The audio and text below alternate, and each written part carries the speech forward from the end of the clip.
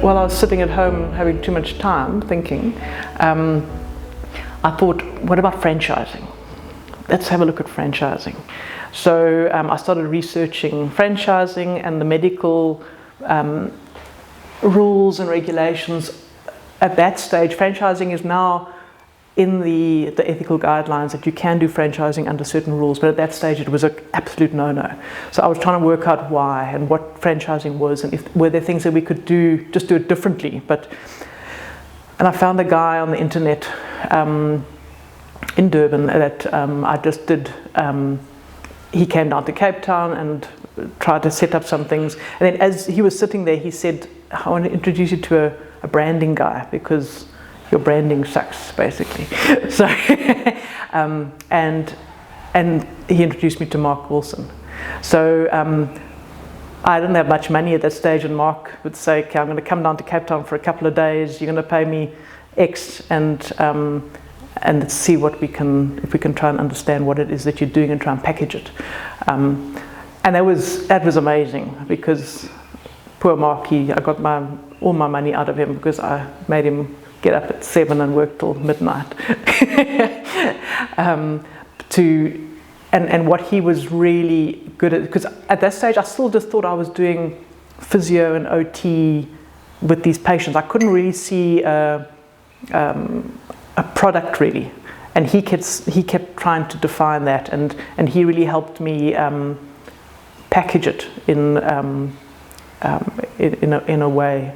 So that was like 2008 to 2010 that we went down that journey, and sort of put some branding in place. And so at that stage my practice was called Workability, and how the name Workability came together was an OT that I'd worked with years ago. We went and sat in a pub one night before I started the practice, and I was like, what do I call this practice? And Ansi, she came up with the name Workability, and it just made sense. But in terms of the practice and the ethical the rulings, you're actually not allowed to, and I only worked it out through the process, that you meant to have the practice is meant to be in your own name. So I was actually in the wrong, and I went and checked it all out and realized I was in the wrong, so I needed to change that.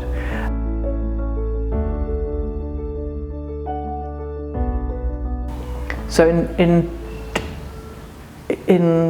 2012 is when I changed it, and my practice became called Lindsay Scott Inc.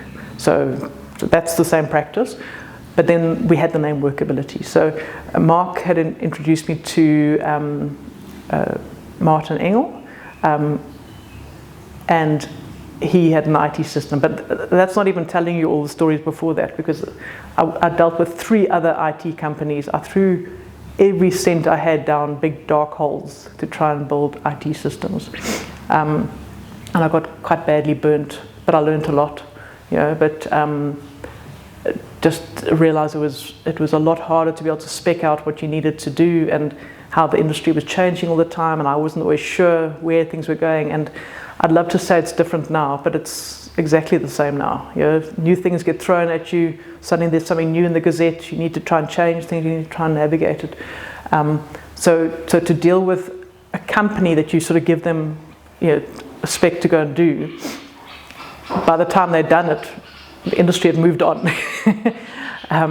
So I met Martin in 2011 or so. In 2012 we formed Workability, Mark, Martin and myself, and Lindsay Scott Inc. became the practice. But they were still very merged together. We didn't have a lot of... LSI basically was bankrolling Workability and did for many years. And Mark, Martin and myself did just pure risk work. So we just did work for every cent we had, we threw back into the business. We had a few times that people wanted to give us money and become part of it, and we wanted to do it our way. So it probably took longer. We probably could have been here a lot earlier, but it was the way it needed to be.